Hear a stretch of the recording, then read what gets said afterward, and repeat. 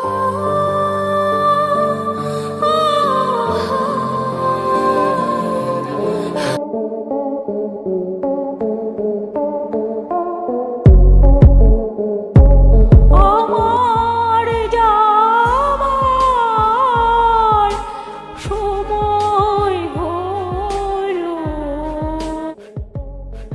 অসুস্থ হয়ে আইসিইউতে ভর্তি তৃণমূল কংগ্রেসের নেত্রী মমতা বন্দ্যোপাধ্যায়। বিধানসভা নির্বাচনের ফলাফল ঘোষণার পর নাটকীয় মোড় নিল পশ্চিমবঙ্গের রাজনীতি।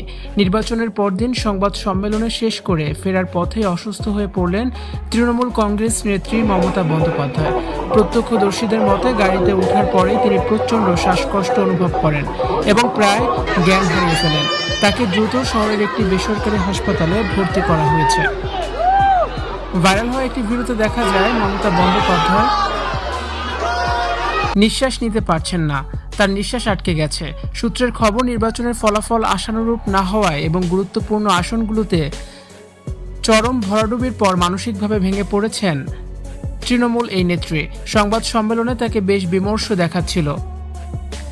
সেখান থেকে বেরিয়ে গাড়িতে ওঠার কিছুক্ষণের মধ্যেই তার শারীরিক অবস্থার অবনতি ঘটে। চিকিৎসকরা জানিয়েছেন অতিরিক্ত মানসিক চাপ এবং দুশ্চিন্তার কারণেই তার এই আকস্মিক অসুস্থতা। হাসপাতাল সূত্রে জানা গেছে, মমতা বন্দ্যোপাধ্যায়ের রক্তচাপ স্বাভাবিকের চেয়ে অনেকটাই বেড়ে গিয়েছিল। বর্তমানে তাকে অভিজ্ঞ চিকিৎসকদের একটি মেডিকেল বোর্ডের পর্যবেক্ষণে রাখা হয়েছে। তার শ্বাসকষ্ট নিয়ন্ত্রণে আনতে অক্সিজেন দেওয়া হয়েছে। যদিও তার অবস্থা বর্তমানে কিছুটা স্থিতিশীল, তবুও আগামী 24 ঘন্টা তাকে নিবিড় পর্যবেক্ষণে রাখা হবে। নেত্রীর অসুস্থতার খবর ছড়িয়ে পড়তেই হাসপাতালের সামনে ভিড় জমাতে শুরু করেছেন দলীয় কর্মী সমর্থকেরা। দলের শীর্ষ নেতৃত্ব তার দ্রুত আরোগ্য কামনা করছেন। নির্বাচনের উত্তাপের মাঝেই নেত্রীর এমন শারীরিক অবস্থা রাজনৈতিক অঙ্গনে নতুন করে উদ্বেগের সৃষ্টি করেছে।